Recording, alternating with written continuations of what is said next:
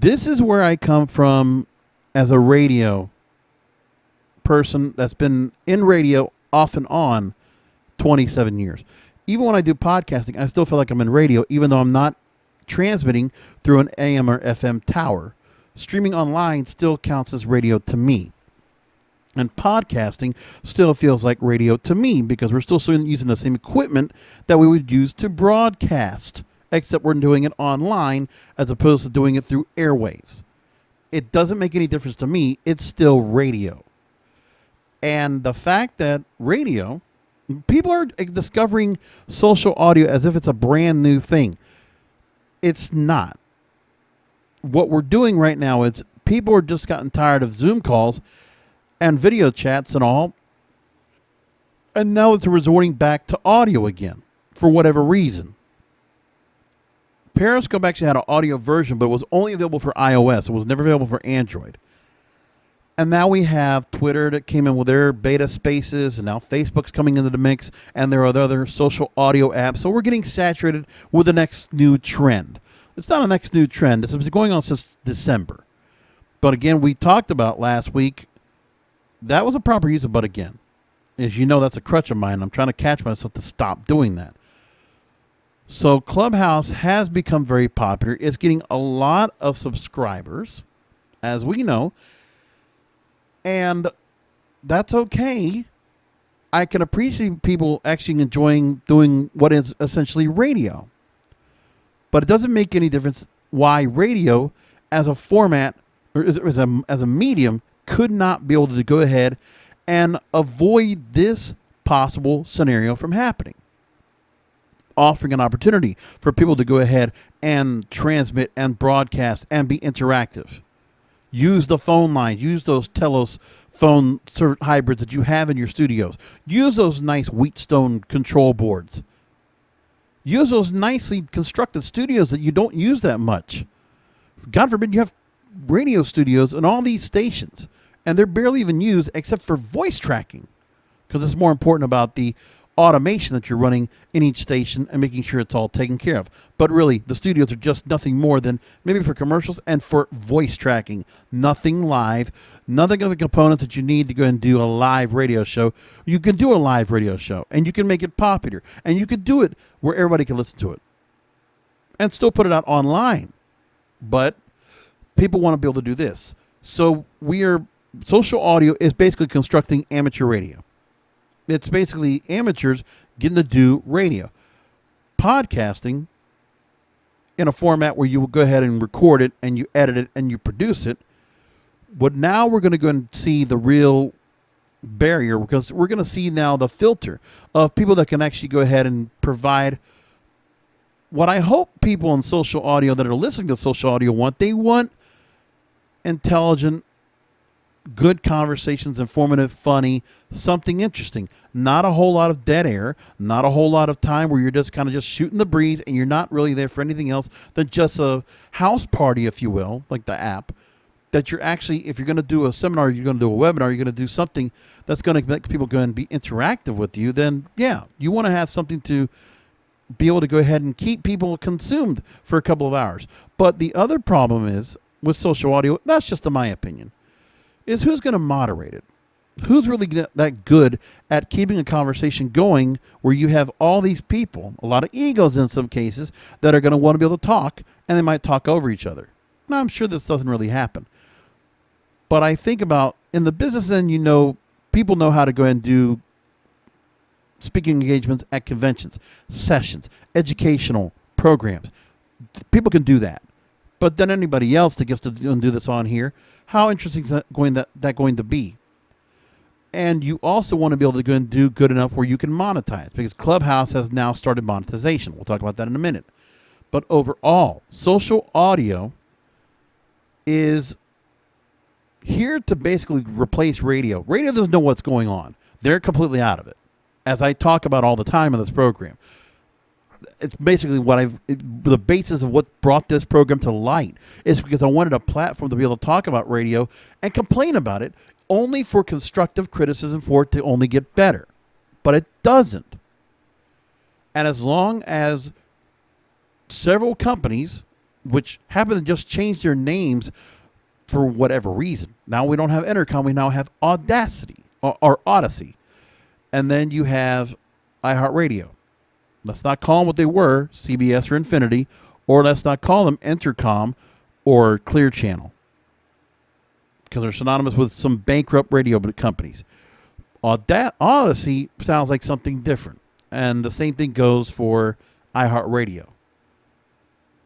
Because the apps, because of the streaming platforms, because of the podcasting that associates with these platforms, it's like Comcast not using Comcast anymore and changing to Xfinity. When you have to go and take your tarnished name and you have to switch it around, that tells you how bad things are. But social audio, it's fine. I haven't gotten the chance to get on it. It's also, you have to be in the club for it. You have to be an iOS user. You have to be dedicated to Apple. You have to, and anybody that is with an iPhone probably has an iPad or a MacBook Pro or MacBook Air or something else Apple related, because that's just what it is. You are one way or the other. I've been Android, I've been Windows all my life. If it didn't cost so much, probably would have an iPhone, or I probably would have a MacBook. But it's a cost quotient, and it's also a branding thing. It's like a designer brand. If you don't have an Apple, there's like something wrong with you. I don't think that way. I'm a nonconformist, as I have said on this program before. Social audio, and a radio perspective, it is radio. And I would just say for anybody that's out there, just like I said right now, social audio needs to be engaging, thought-provoking, entertaining, informative, and fun. Hopefully people know how to do that. Because anybody now can do a podcast, but there is another level to be able to do live programming and to keep it compelling, to keep people around to listen to your content on a regular basis. Because people's attention spans are only so long right now anyways. Last week I talked about on one of my podcasting series, how people's consumption of media now, more than ever. TikTok, for anybody that's basically under the age of 40, people on average will watch TikTok an average of 89 minutes a day, and television 84 minutes a day. Millennials, millennials and Gen Zs, they're watching more TikTok than they're watching television. And that was because of a pitch deck that had come out that TikTok had provided. TikTok had provided for advertising purposes, and the marketing showed as such. Fascinating information. I should bring it up here on the program, but if you get a chance, take a look at the one of my podcasting episode I just did recently on are people watching more TikTok than they're watching TV? And that's where we are. So it's not just the fact of watching shorter content, which was the idea of Quibi, but even when you do Quibi, you got to be able to do good short content. And you got to give people a good reason to go ahead and pay $5 a month for it, which we know during the pandemic was one of the biggest media casualties of 2020, of the whole pandemic. And coming from the pandemic is Clubhouse. So will this work? Is this just a passing fad? I don't see how it could be not a passing fad. This is popular now. Will it stay popular going forward? Podcasting, I don't feel like has ever lost its spot. What's more important to me is that podcasting, it's going to get its mainstream rub, and then it's going to just die down a bit. People are already kind of taking it down in the first place. Joe Rogan's lost some of his appeal because he's on Spotify, and I think going away from YouTube might have been a mistake, but he's making a lot of money, so it doesn't make a difference. And then after that, I don't know. For me, also has to go and bring on certain guests that are, I don't know how interesting it's going to be, but I can tell you that ever since he moved to Spotify, after they took the shows off of YouTube, I stopped watching Joe Rogan. I haven't watched him much, and I haven't bothered watching the clips. Just not interested. Nothing against him. It's just that I'm not into the show right now. I just, in January, decided to go a different direction on some of what I watch for media content. I have barely even touched Netflix this year. I've been doing other things. And I've also consumed myself so much. What's going to be good, on a little tangent, is that the movie theaters are coming back where I am. My Regal Theater, right next to my house, is opening this weekend. I'm pondering between watching Mortal Kombat or Demon Slayer, or watching both. Plus, I still got to watch Bob Odenkirk's movie Nobody, which I guess I could watch eventually when it gets up on streaming here, but I don't want to watch movies from home. I'm not that kind of person that does it. I like movies when I can see them in a movie theater. Some movies I'll watch, but I prefer to watch movies in a movie theater. It's my deal. It's what I enjoy. New movies especially. That's what I want to watch. I'm always thinking ahead of time. And then when it comes to nostalgia, even for music, I have to hear new music. I don't want to go ahead and go back and be nostalgic and go ahead and have to go and look back at, what was supposed to be the better days, the good old days. I don't want to do that either. Not my cup of tea. So social audio. I want to see what we're going to be talking about this time next year. Are we going to be talking about it as much? Well, it's going to probably be around because Facebook and Twitter have decided to jump in on the dance.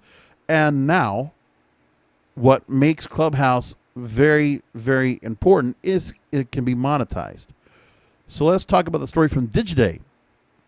One of my free articles I can read this month, Digiday, and your paywall. Which is why I don't bring you up that much on the program, because you make me get a paywall. You give me a paywall all the time.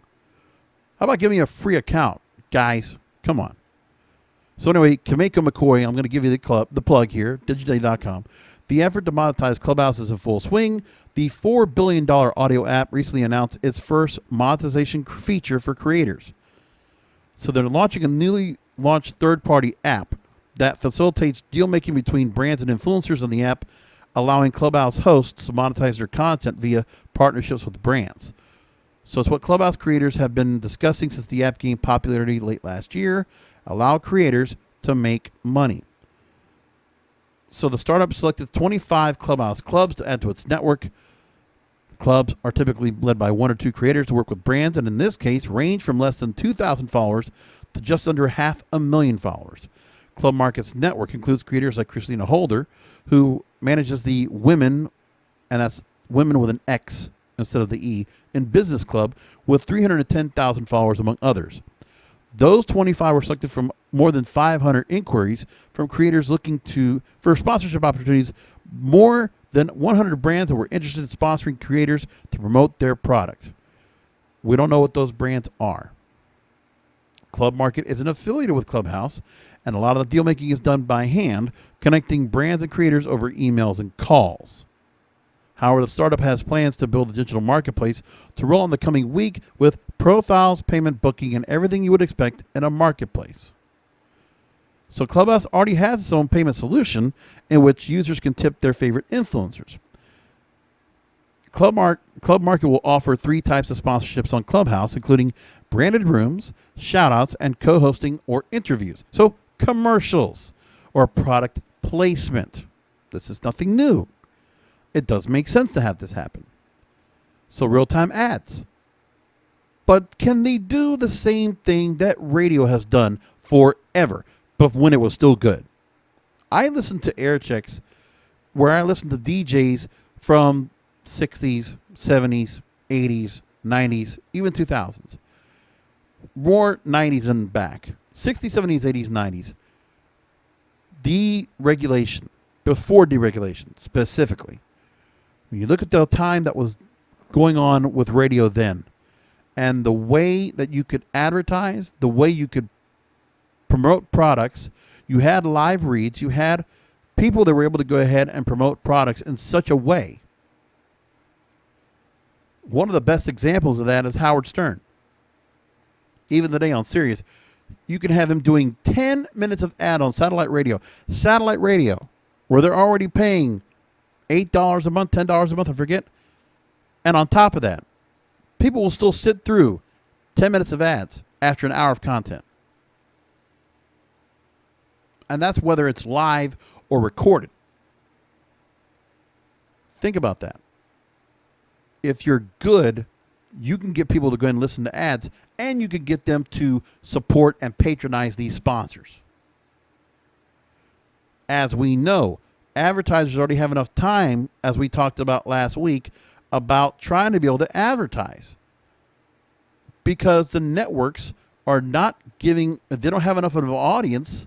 They might have all the inventory in the world, but the audience they have to watch those commercials, as opposed to the ad space that's offered in streaming, which is very little if you're watching a freemium service, but they're buying subscriptions to not watch ads. So how do these ads get in front of people? You're going to have to use streaming. YouTube obviously has ads, but then you can also subscribe for no ads. The option of no ads is something important. But if people are going to go ahead and sit through ads, you need to make them good. In the 50s, 60s, into the 70s, you would have commercials that would blend into the music. You would have jingles. And there are some amazing jingles out there that I can think of that used to be so good that people would remember, and that's how you would remember to go and buy a product. It's what it was. It could be beer, it could be gum, it could be, pick it. Pick a nutritional drink, pick whatever you want. But there were jingles, there was ways for you to go and create a compelling, interesting agency ad. Not to mention, when I listen to a lot of the programmers and the content creators of the day, when I think about Saturday morning cartoons, and you think about the likes of William Hanna and Joseph Barbera, they created cartoons for 40 years across various networks, all Saturday morning cartoons. And to think of all the different brands that would work with these guys to go ahead and build whatever product you want. And the sponsors would push the content to the networks because they wanted something that would be good to be able to promote their product.